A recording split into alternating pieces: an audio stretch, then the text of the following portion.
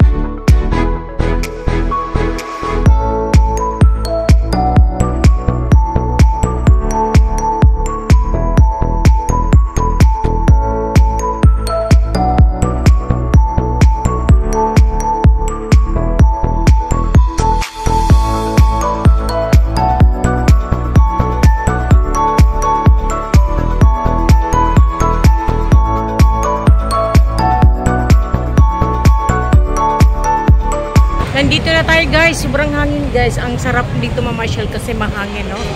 So parang naligaw ako. Hahanapin natin yung Tower 3 guys. So nandito na tayo sa Santic City para punta natin ng Fountain of Wealth. Okay, so pasukin natin doon sa loob. Nandito tayo sa loob ng Santic City. Hanapin natin guys. Every year nandito po ako para lang ako bibisita sa Fountain of Wealth. Kasi may pamaniin, mayroon kaming belief sa Chinese. Like yearly, pag nakatouch ka ng Fountain of Wealth, wish granted ka talaga. Whatever is your wish, so talagang magagrant. So, hanapin natin guys kung nasaan na tayo banda. Nahanap natin yung tamang lugar. Nandito pala sa Tower 4. Kaya parang hirap hanapin guys kasi ang daming tao ngayon. Dito kasi sa loob ay maraming kainan guys. Tapos mamaya dito na rin siguro tayo mag-dinner, kahit late dinner na. Para siguradong gutom tayo mamaya pagkatapos ito mag-ikot. Karamihan ngayon dito guys sa mga turismo kasi talagang dinadayo din talaga ito siya guys. Lahat ng mga inchi kasi na-intriga sila. Hindi sila na-intriga, talagang sila. Pinupunta nila ito. Ayan guys, we are here at the Fountain of Wealth. Ayan. Pupunta tayo doon sa gitna at doon tayo mag-wish. No? Lalo na pag dumilim mamayang gabi. Maganda na yon. So bawat patak ng tubig meron yan siyang ilaw. Ayan oh. So nasa gitna siya ng mga malalaking building. No? Talagang to, naka-feng shui ito siya guys eh, bago ito nila binild. Ayan oh. Unti-unti na pumapasok yung mga tao guys. Okay, let's go. Dahan-dahan tayong maglakad. Baka tayo madulas. Charot. Wag naman po. Ayan. Tingnan nyo. Ang lamig dito sa gitna guys. Ayan o. Mamaya meron yata itong showtime eh. Hindi ko na alam yung schedule dito. Ayan siya.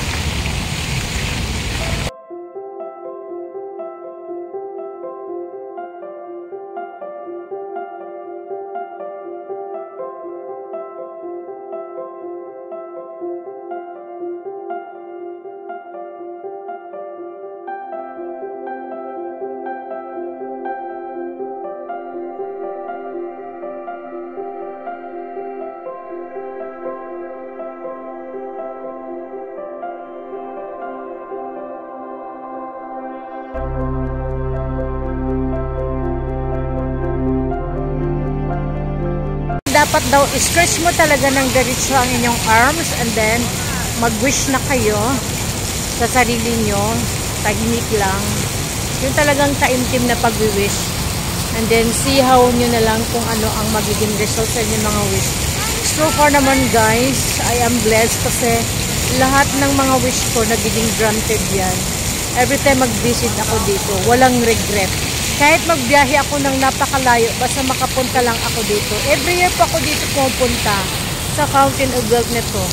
Kasi to talagang napaka hindi ko masabi no, kasi sa feng shui, talagang magbibigay siya sa iyo ng blessings.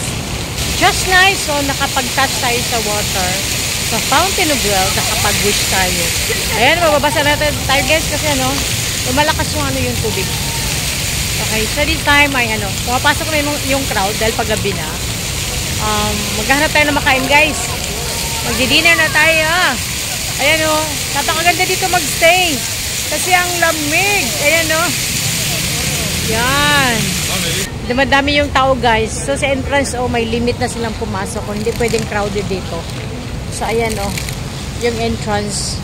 Nakabang yung mga tao. Kung merong lalabas, papasok naman yung iba. Daming tao dito sa loob, Ayan, lahat ng kainan, guys, puno yan. Kasi it's Friday night. So, karamihan pag Friday night, nagda-dine out sa labas. Hahanap tayo ng makainan, guys, kung saang lugar na hindi crowded. Guys, I decided to have dinner here sa Botahagi, Hokkaido Japanese restaurant. Kahit mag-isa lang ako, okay lang. Kasi mayroon naman silang mura na na meal. Ayan juicy butadon. So tingnan natin yan siya guys. Namimiss ko lang, gusto kong humigop ng sabaw. Naka-order na tayo guys. So mayroon silang free. Hindi naman siya free kasama sa meal About $19.90 ang aking babayaran. So titingnan natin kasi on processing in order ko.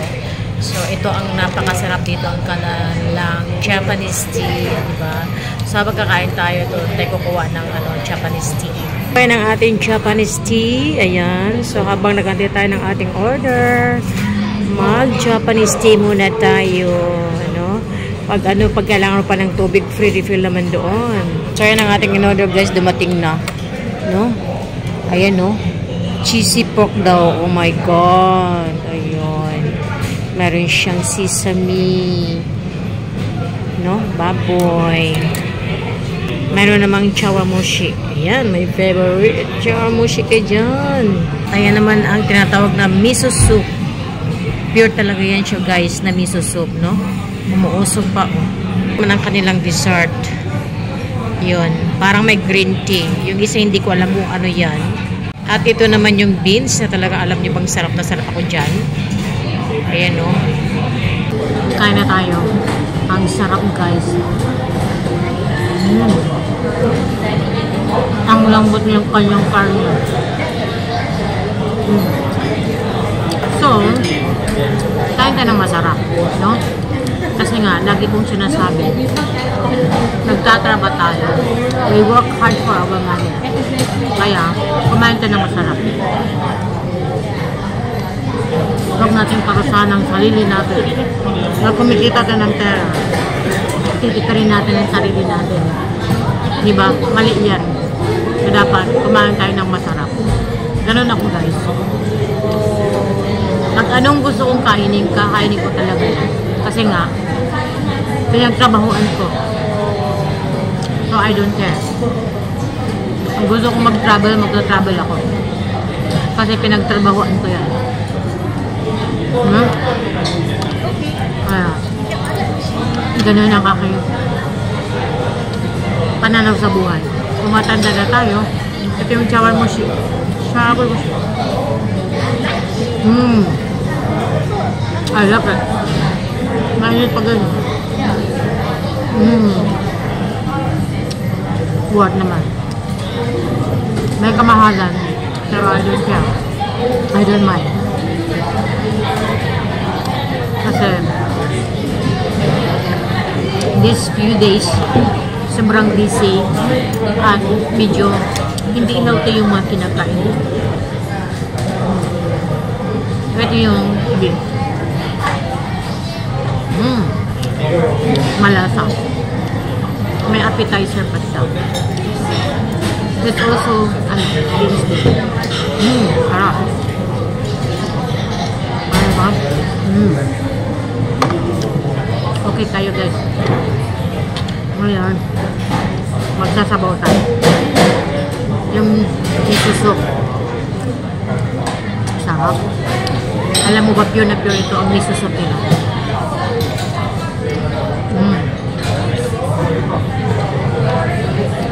Tinitingnan ako ng katabi ko. Isip-isip niya, bakit ito nagdadaldal? Diba? Hindi niya alam na po content ako sa sarap guys. daming ano, ayun no? Sobrang daming ano niya. Daming cheese, ayun. Maraming cheese. Hindi naman sila nakaka-umay kayo.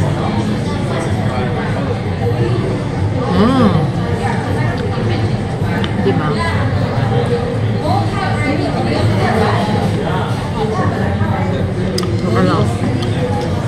Okay. So guys, done eating. Lusog-busog guys. Natawa ako kasi pag mga Japanese restaurant kasi guys, ano na yan sila, cashless, meaning hindi ka na pwedeng magbayad ng cash. So, lahat card na ang gagamitin mo, itatap mo lang yung pambayad mo. What if yung kakain, wala silang card? Kasi may mga Singaporean pa rin dito na hindi sila sanay na card yung gagamitin na itatap eh. So, katulad ng banana ko, ayaw niya ng yung tinatap ang kanyang card. Mas preparado pa niya talagang magbayad ng cash. Okay? So, yun na guys. Busog-lusog. Nakapagpasyal. Nakapag-touch tayo sa water ng Fountain of Wealth. And of course, nakakain tayo. So, kahit mag-isa lang ako ay satisfied naman. Masaya kahit ako ay mag-isang nag-vlog. So, thank you so much guys. So, till the next video guys. And subscribe to my YouTube channel. This is Tita Belle. Bye for now.